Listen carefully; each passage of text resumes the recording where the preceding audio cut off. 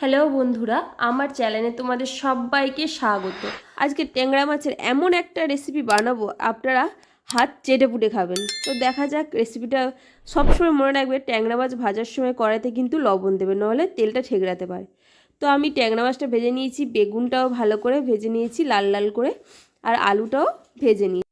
কড়াইতে শুকনো লঙ্কা আর কালো জিরে দিয়ে একটু নাড়াচাড়া করে পেঁয়াজ কুচোটা একটু ভাজা ভাজা হয়ে এলে আমরা পেঁয়াজ বাটা আর কাঁচা লঙ্কা দুটো চেরা আছে দিয়ে দেব। দিয়ে একটু নাড়াচাড়া করে আমরা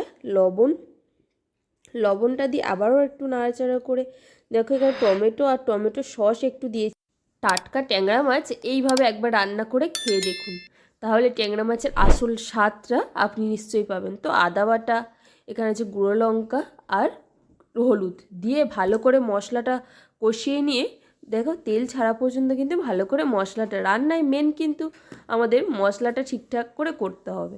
দেখো মশলাটা প্রায় হয়ে এসছে। আমরা এখানে জিরে আর ধনে আগে থেকে পেস্ট করে রেখেছিলাম। দেখো জিরে ধনের গুঁড়ো দিয়ে একটু জল দিয়ে ফুটে উঠলে লাবিয়ে নিলেই আমার রান্না তোমাদের কেমন লাগছে কমেন্টে জানিও, আর চ্যানেলটি সাবস্ক্রাইব